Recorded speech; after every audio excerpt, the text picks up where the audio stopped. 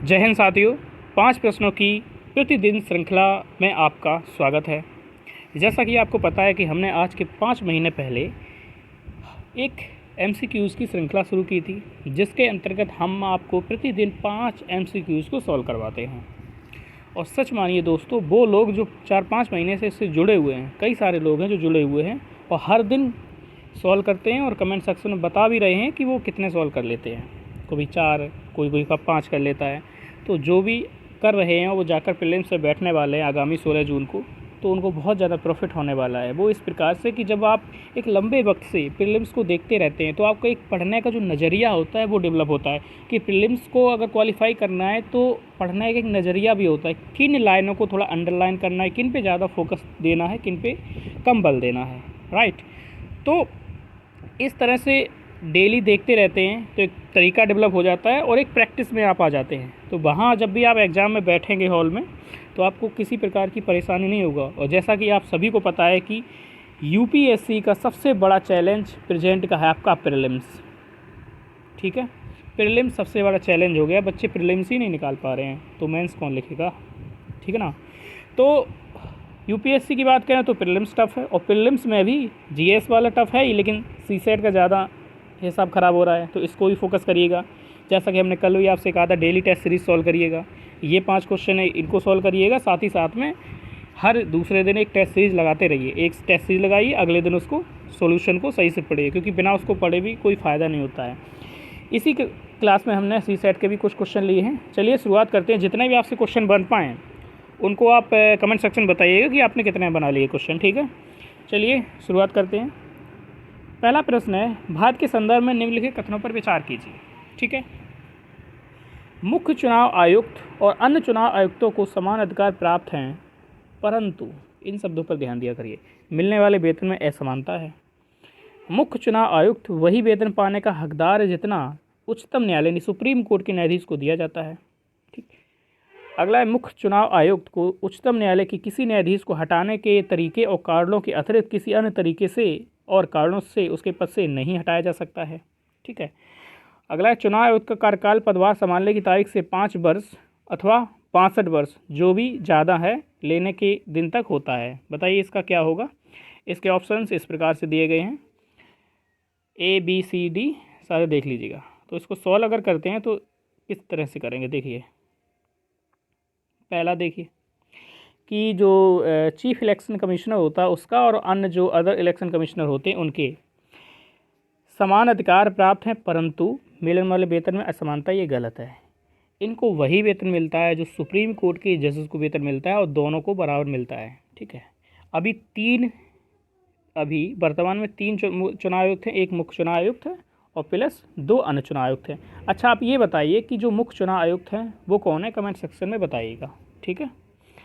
इसका दूसरा स्टेटमेंट है कि मुख्य चुनाव आयुक्त वही वेतन पाने का हकदार है जो सुप्रीम कोर्ट के यानी उच्चतम न्यायालय के न्यायाधीश को दिया जाता है, तो ये तो बिल्कुल सही है। अगला है कि उसको उन्हीं कारणों से हटाया जा सकता है जैसे सुप्रीम कोर्ट के न्यायाधीश को, ये भी सही है। चौथा गलत हो जाएगा। चौथा गलत कैसे हो जाएगा, 5 वर्ष नहीं, यहाँ पे 6 या 65 वर्ष होगा, ठीक है। तो ये गलत हो जाएगा चौथा। तो पहला चौथा गलत नहीं, दूसरा तीसरा हो जाएगा। दूसरा तीसरा हो जाएगा तो इसका मतलब क्या है, आपका ऑप्शन नंबर बी राइट हो जाएगा। ये IAS की परीक्षा में, प्रारंभिक परीक्षा में 2002 में क्वेश्चन पूछा गया था, ठीक है। ये वो क्वेश्चन है जो आपने लगाए नहीं हैं, क्योंकि हम लोग अमूमन लगाते हैं 2014 के बाद से। अगला ये देखिएगा, निम्नलिखित कथनों पर विचार कीजिए। 1936 में हस्ताक्षरित मुंबई मैनिफेस्टो प्रत्यक्ष रूप से समाजवादी आदर्शों के प्रतिपादन का विरोधी था। इसको समस्त भारत से बृहद व्यापारिक समुदाय का सहयोग था। कौन सही है, पहला सही है, दोनों सही है, दूसरा सही है, दोनों नहीं सही है, कमेंट सेक्शन बताइए। आप ये किया करिए, आप वीडियो को पॉज कर लिया करिए 5 सेकंड के लिए और सोच लिया करिए, आंसर देखा करिए, उसके बाद में हमारा आंसर देखा करिए, क्योंकि इससे आपको भी पता चलेगा कि आपका आंसर सही है कि नहीं। आप जिस हिसाब से सोच रहे हैं उस हिसाब से आंसर आ रहा नहीं हो रहा, ठीक है। तो इनके दोनों सही हैं। कैसे सही हैं, ऑप्शन नंबर सी हो जाएगा इसका, ठीक है। C is the right answer of your question. देखिए, जो मुंबई मैनिफेस्टो है, जो बड़े उद्योगपति थे 1936 में, उन लोगों ने ये मुंबई मैनिफेस्टो जारी किया था। तो उद्योगपति जब जारी करेंगे तो स्वाभाविक की बात है कि वो पूंजीवादी होते हैं। वो क्या होते हैं, पूंजीवादी होते हैं। और पूंजीवादी जो लोग होते हैं वो समाजवादी आदर्शों का विरोध करते हैं, प्रतिपादन यानी कि स्थापना, उनको आगे बढ़ाने को विरोध करेंगे, ठीक है। और इसमें दूसरा स्टेटमेंट है कि बृहद यानी कि बड़े पैमाने पर व्यापारिक समुदाय का सहयोग था, सीधी सी बात है, तो दोनों ही सही, ऑप्शन नंबर सी, ठीक है। नेक्स्ट क्वेश्चन ये आया तो 2010 में, देखिए IAS की प्रारंभिक परीक्षा में। अगला है संविधान पुनरीक्षण के लिए राष्ट्रीय आयोग, जो राष्ट्रीय संविधान आयोग जो गठित किया गया तो उसकी बात हो रही है, कौन से विचार सही हैं वो देखना है, ठीक है। इसकी रिपोर्ट अनुशंसात्मक प्रकृति की है, मतलब कि रिकमेंडेशन के हिसाब की है, बाध्यता नहीं है कि लागू करना ही करना। इसकी नियुक्ति संसद के अनुमोदन से हुई है। जस्टिस MN वेंकटचलैया इसको हेड कर रहे थे और देश की सामाजिक आर्थिक जो सोशियो इकोनॉमिक जो कंडीशन है उन पर ध्यान केंद्रित करना था। ऑप्शन देख लीजिएगा, इस तरह से हैं, ठीक है। वीडियो पॉज करिए, बताइए इसका आंसर क्या होगा। इसका आंसर निकालते हैं। पहला बिल्कुल सही है, दूसरा गलत है। नियुक्ति संसद ने नहीं की थी, कार्यपालिका ने की थी, एग्जीक्यूटिव ने की थी। यहाँ पे हम किसकी बात करें, लेजिस्लेटिव की बात करें, राइट।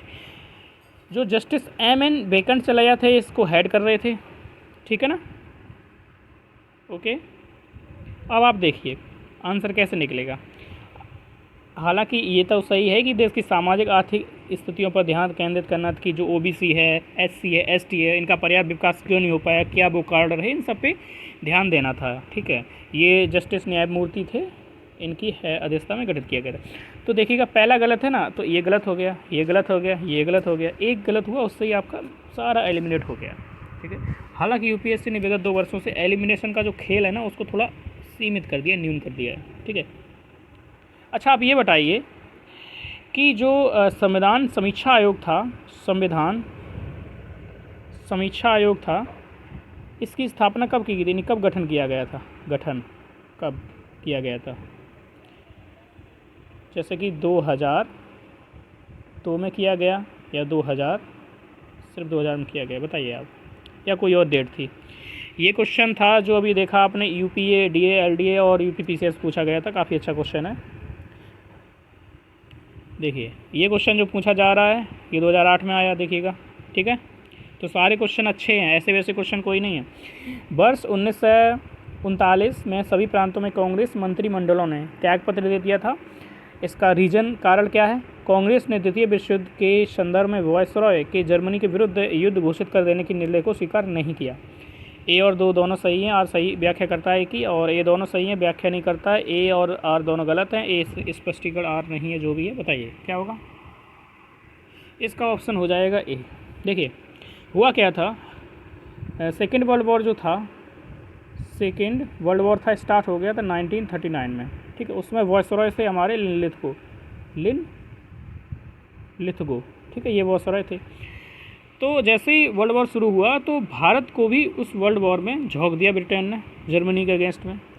और भारत के जो नुमाइंदे थे, जो लीडर थे, जो भारतीय परिषद थी, मंत्रिमंडल थे, इनसे कोई सहमति नहीं ली गई और भारत को सीधा युद्ध घोषित कर दिया गया युद्ध में, ठीक है, इंडिया इन द वॉर, ठीक है। तो फिर इन लोगों ने ना सबने त्यागपत्र दे दिया था, तो इसलिए सही है, 2008 में आया। नेक्स्ट क्वेश्चन है, ये RAS और RTS 2013 में आया क्वेश्चन। देखिए आ भी सकता है, ये काफ़ी इस प्रकार के क्वेश्चन आ जाते हैं प्राय। निम्नलिखित में से किस मामले में राज्य लोक सेवा आयोग से परामर्श नहीं लिया जाता है, बताइए। सिविल सेवाओं की भर्ती पद्धति पर, सिविल सेवाओं की नियुक्ति में अनुसरण किए जाने सिद्धांतों पर, सिविल सेवा में पदोन्नति यानी प्रोन्नति और एक सेवा से दूसरी सेवा अंतर के लिए अनुसरण किए जाने वाले सिद्धांतों पर, सिविल सेवाओं का स्थानांतरण पर, बताइए। इसका ऑप्शन हो जाएगा D, ये गलत है। यानी कि सिविल सेवाओं यानी सिविल सेवक जो सिविल सर्वेंट्स होते हैं उनको जब भी ट्रांसफ़र किया जाता है तो ट्रांसफ़र करने के मामले में जो राज्य लोक सेवा आयोग होते हैं, स्टेट पब्लिक सर्विस कमीशन, जैसे कि आपका UPPCS है उत्तर प्रदेश का, ठीक है, UPPSC है ना, BPSC है बिहार का, ठीक है, RAS है राजस्थान का। तो इस तरह के जो ये होते हैं ना, तो इनसे रिकमेंडेशन नहीं ली जाती है, इनसे सलाह नहीं ली जाती है, ठीक। लेकिन इन सब मामलों में ली जाती है, सिद्धांतों पर, पद्धति, इन सब पर, ठीक है। उपरोक्त ऊपर वाले स्टेटमेंट देख लीजिएगा, इंपॉर्टेंट। CSAT की बात करें तो CSAT के विषय में तो खूब कहा जाता है कि हमें तो CSAT ने लूटा, GS में कहाँ दम था, हमारा प्रीलिम्स वहाँ रुका जहाँ हमें कोई चिंता ही नहीं थी। अमूमन हम लोग CSAT की चिंता ही नहीं करते हैं, कहते हैं CSAट क्या है, जब एग्ज़ाम आ जाएगा 30 दिन या 15 दिन रह जाएंगे तो एक मैराथन देख लेंगे, ठीक है, और मैराथन से सच मानिए दोस्तों कुछ नहीं होने वाला है, चाहे वो जीएस की हो चाहे सीसेट की हो, बस 1-2 क्वेश्चन हो जाते हैं। अब 10 घंटे की मैराथन आपने की है, 15 घंटे का 2-4 क्वेश्चन अगर उससे हो रहे हैं तो फिर क्या है बताइए। उससे बेहतर है कि आप डेली प्रैक्टिस करिए। चलिए कुछ क्वेश्चन सॉल्व कर लेते हैं हम लोग हैं। जगह तो नहीं इतनी है लेकिन कोशिश करेंगे सॉल्व हो जाए। पहला क्वेश्चन है सीसेट का और एवरेज से है, ठीक है। 50 परिणामों का औसत 30 परिकलित किया गया था, लेकिन बाद में यह पता चला कि गलती से परिकलन के समय 73 के स्थान पर या उसके बदले में हमने क्या किया 33 ले लिया है, तो सही औसत क्या होगा। ठीक है, तो आपको पता है एवरेज कैसे निकाल दे। जैसे हमने कहा 5 लोग हैं, उनके एवरेज 10-10 नंबर आए हैं, तो टोटल मिलाकर कितने नंबर आएंगे, तो मल्टीप्लाई कर दो 5 × 10 यानी कि टोटल 50 नंबर आएंगे। ठीक है ना, ये इसका बेसिक, और बेसिक तो आई होप सभी को पता ही होगा।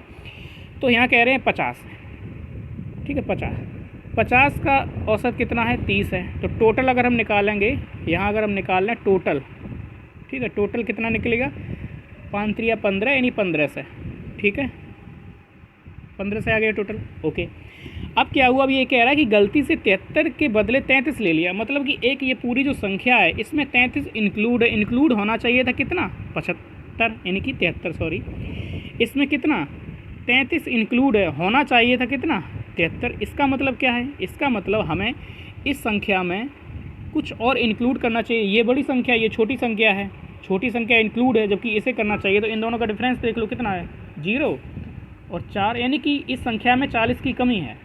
अभी 33 ही इसमें इंक्लूड है, इंक्लूड होना चाहिए 73। तो क्या करें, 33 तो है ही ऑलरेडी, और कितना 40 और बचा था, तो 40 भी इंक्लूड कर दो।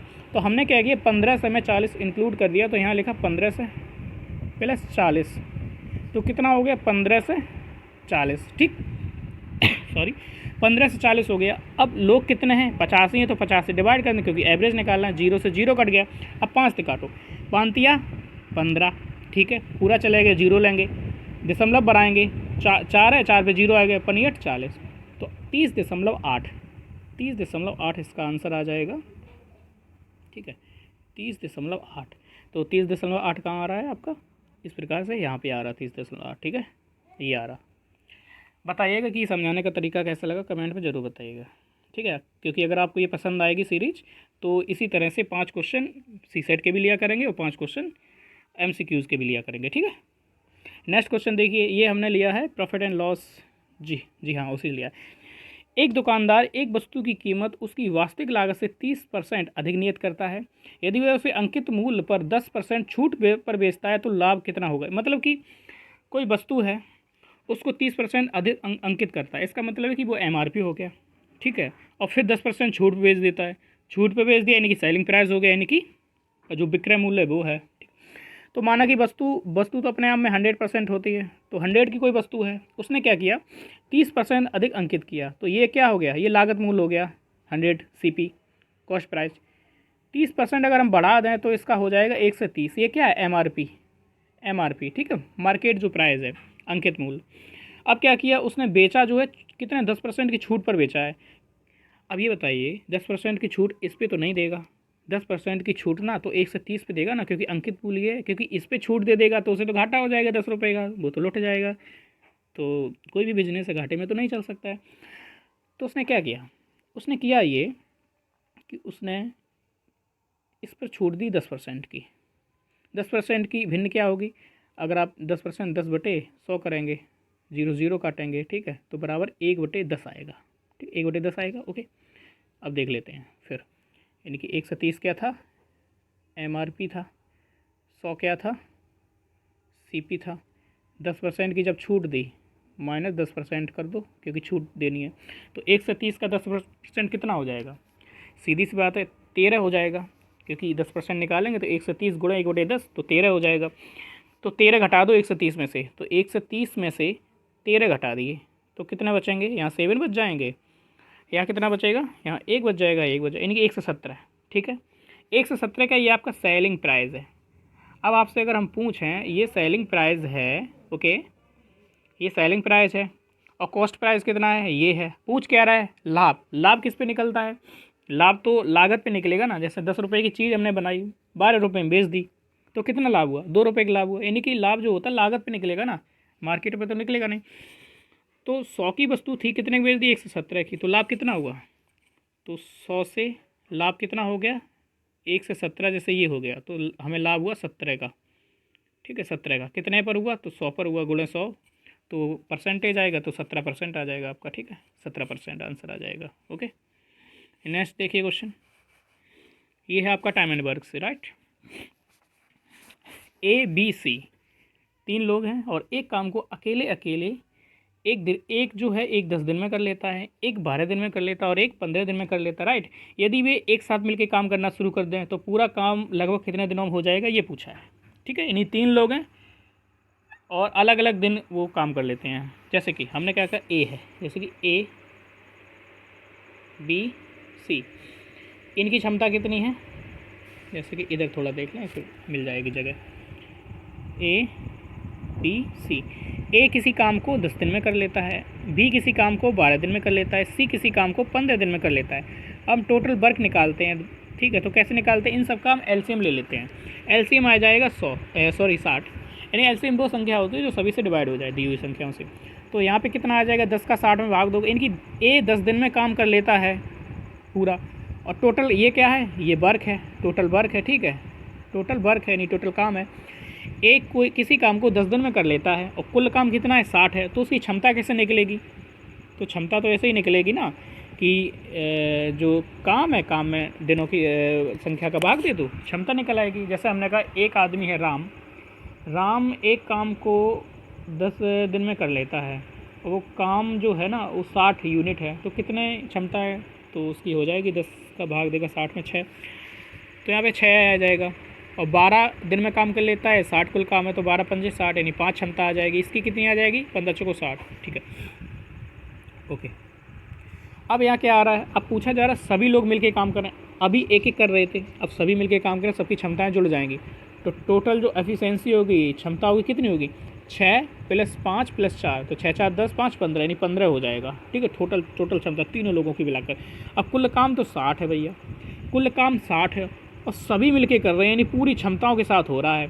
पूरी क्षमताओं के साथ हो रहा है तो कितने दिन में हो जाएगा? 4 हो गया। आंसर है 4 दिन में आपका जो काम है ना वो 4 डे जो है उनमें हो जाएगा। तो ऑप्शन आपका हो जाएगा सी, 4 दिन में हो जाएगा। ठीक है, अगला एक क्वेश्चन आपसे पूछा गया है जो कि कमेंट सेक्शन में आप लोगों को ज़रूर बताना है कि गांधी जी ने चंपारण सत्याग्रह कब शुरू किया था। ठीक है, गांधी जी ने जो चंपारण सत्याग्रह कब शुरू किया था ये आपको बताना है। ठीक है, और वीडियो अगर पसंद आई हो तो लाइक ज़रूर कर दीजिएगा। ठीक है, और सब्सक्राइब कर लीजिए चैनल इसी तरह से।